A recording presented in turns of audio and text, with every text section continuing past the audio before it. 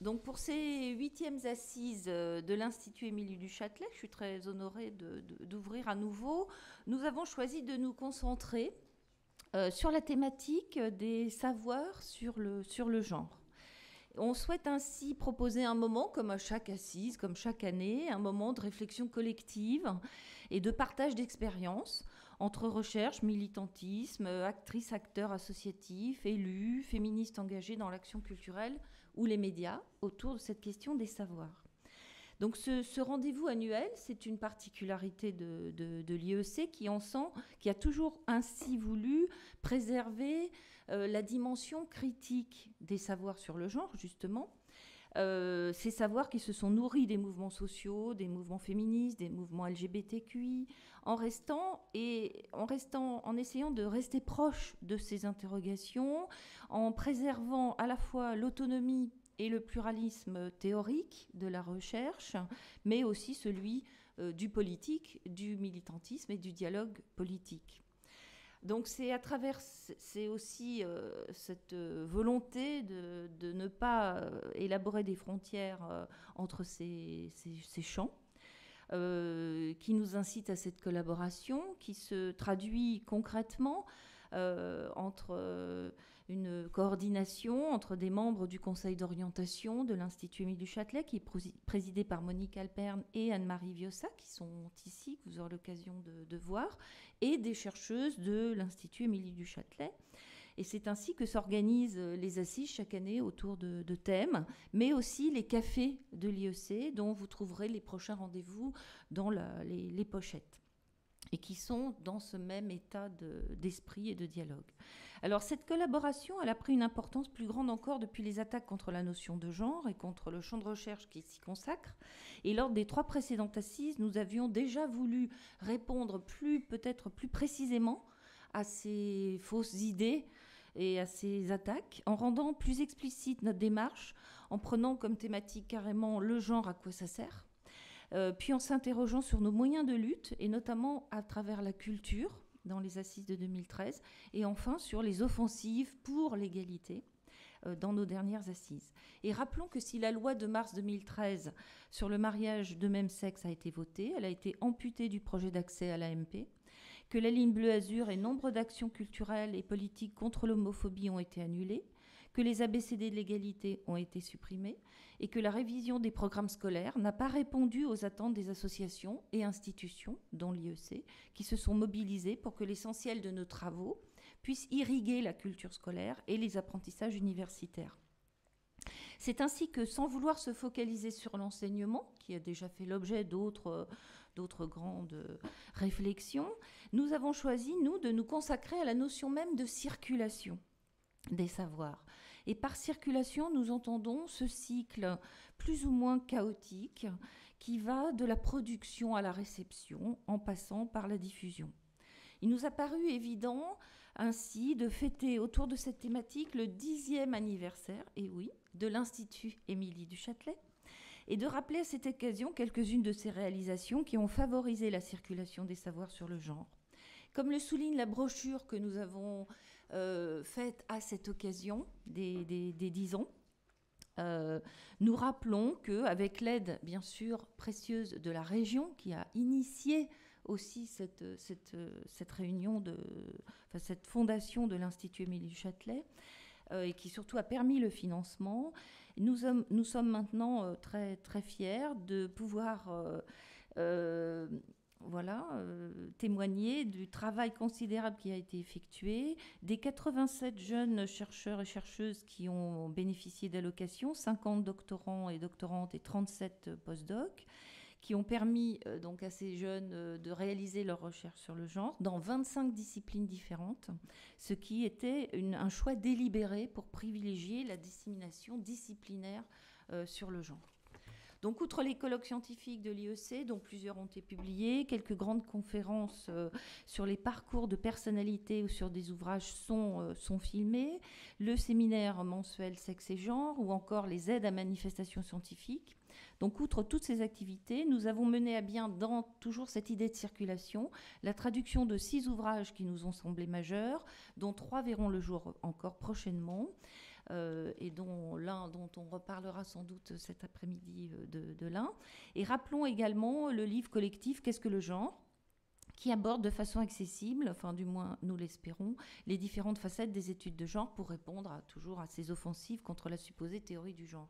Cet ouvrage, dans des contextes qui le rendent également très utile, va être prochainement traduit en espagnol et en italien, à la demande des éditeurs étrangers, ce qui nous a beaucoup donné satisfaction.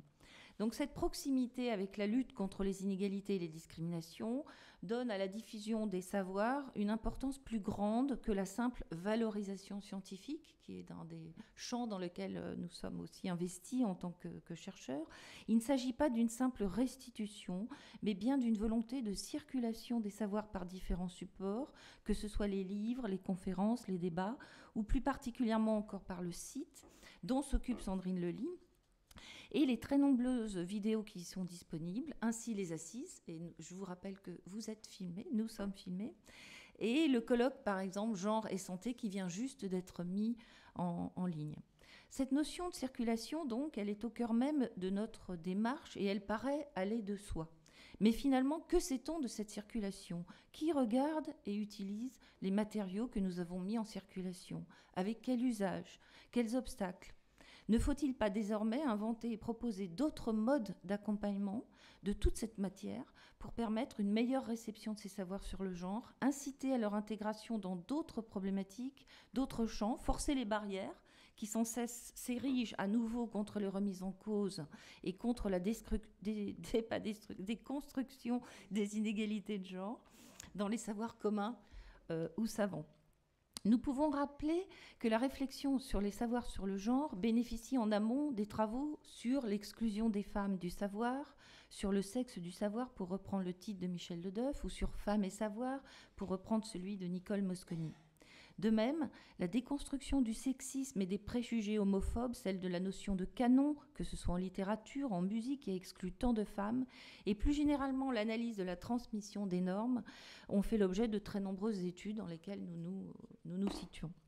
Au-delà de ces travaux et de l'expérience de l'Institut Émile du Châtelet, nous avons donc souhaité réfléchir sur cette circulation des différents savoirs pour mieux en souligner l'importance, en comprendre les fondements, le fonctionnement, mais aussi en saisir les limites et réfléchir à en améliorer la portée. Marie Planck, la graphiste avec qui nous travaillons depuis plusieurs années, a traduit cette interrogation graphiquement pour le visuel de ses assises, notamment par le flou, qui n'a pas fait l'unanimité parmi nous. Cela nous a semblé, néanmoins, une proposition intéressante pour souligner notre questionnement. Que mettons en circulation ? Comment ce tourbillon transforme-t-il le message initial? Comment se fabrique de l'hybridité indispensable à une diffusion multipolaire et à une appropriation qui renverse les sens communs sexistes ou homophobes? Comment passe-t-on du politique au culturel? Comment produit-on des objets culturels qui nourrissent le politique?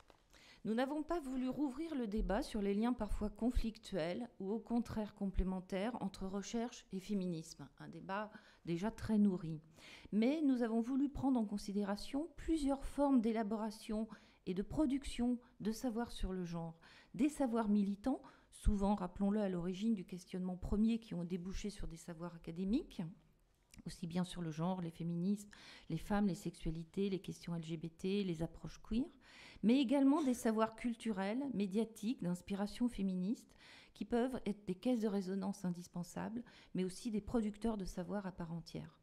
Nous n'avons pas cherché à nous interroger sur les frontières, qui d'évidence ne sont pas étanches entre ces champs, mais plutôt à mettre en commun une réflexion sur nos expériences, conjointes ou parallèles ou différentes, heureuses ou malheureuses, de production et de circulation des savoirs sur le genre. Pour aborder ce questionnement, nous avons tout d'abord choisi deux thématiques auxquelles nous souhaitions depuis longtemps consacrer des tables rondes. C'est une des raisons pour lesquelles nous avons choisi ces thèmes, non seulement parce qu'ils pouvaient illustrer la circulation des savoirs, mais aussi parce que nous n'avions pas, dans la longue série des assises, encore pris le temps de réaliser ce dialogue autour de ces thématiques. Donc, à savoir les violences sexistes et les migrations, pour questionner la synergie entre expérience militante et savoir. La notion de triangle de velours a été élaboré à propos de la violence sexiste pour mettre en lumière le rôle à la fois des associations, de la recherche et des politiques publiques. À côté de ce triangle, nous proposons aujourd'hui d'expérimenter ou d'ajouter d'autres formes géométriques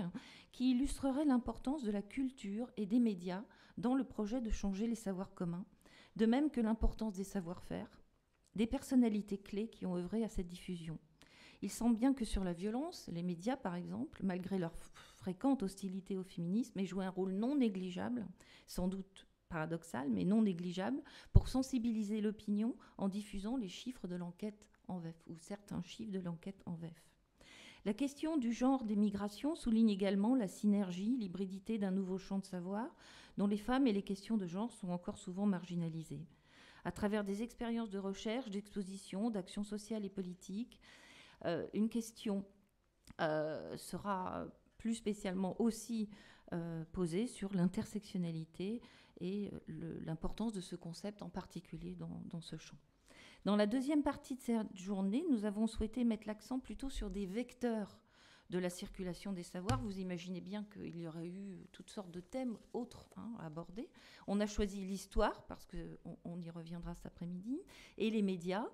Et nous souhaitons aussi donc s'interroger sur la spécificité de ces modes de circulation, sur les obstacles, mais aussi sur les cultures populaires qu'ils drainent. Ces cultures populaires ont longtemps été négligées comme objet d'étude dans les savoirs académiques, au détriment d'une meilleure compréhension d'un féminisme d'opinion. Ce féminisme d'opinion le perçoit à la demande de savoir, justement, au succès de certaines figures comme Olympe de Gouges, qui n'a pas eu l'honneur du Panthéon, mais a désormais son buste à l'Assemblée nationale, ou d'autres figures sur lesquelles on voit des thèmes de films, de bandes dessinées. On perçoit également une forte demande d'exposition, de films sur les femmes, ou sur l'homosexualité, ou sur les transgenres. Ces assises vont sans doute souligner les ambivalences de ces productions, d'autant qu'un certain féminisme d'opinion contribue aussi paradoxalement parfois à une dépolitisation du féminisme et à l'invisibilité des inégalités. Dans l'ensemble de cette journée, on aura l'occasion de mesurer l'importance des actrices et acteurs, mais aussi donc des supports qui permettent la circulation des savoirs, et de nous interroger sur les technologies mises en œuvre, l'importance de la culture visuelle qui suppose l'invention de nouveaux codes, l'importance des réseaux, et donc autant de nouvelles formes cognitives, de mutations du rapport au savoir, souvent diluées dans l'information éphémère et consumériste, dont il nous faut mieux cerner les implications genrées. Rappelons à cette occasion l'importance du monde de l'édition et des bibliothèques, comme la bibliothèque Marguerite Durand, dont il faudrait préserver l'héritage, un héritage patrimonial sans cesse enrichi par des achats de documents anciens et une documentation indispensable sur l'actualité. Car on l'aura compris, la circulation ne signifie pas appropriation, ni mobilisation, ni même sensibilisation. Contre les démagogies, les replis identitaires, qui ne cessent de se renforcer, nous espérons que ces assises ouvriront des pistes pour permettre une réflexion commune qui nourrisse des cultures égalitaires et libératrices, non dépolitisées et à une plus large échelle. Enfin, je remercie très vivement nos intervenants et intervenantes, les membres de l'IEC qui ont participé à l'élaboration des assises, et plus particulièrement Sylvie Blumenkrantz, secrétaire générale de l'Institut Émilie du Châtelet et du DIM GIDE, au sein duquel nous sommes intégrés, donc genre, inégalité, discrimination, et Sylvie qui a coordonné plus particulièrement l'organisation de cette journée. Merci également à Sandrine Lely pour la gestion du site et à Anna Kandidjian pour sa collaboration.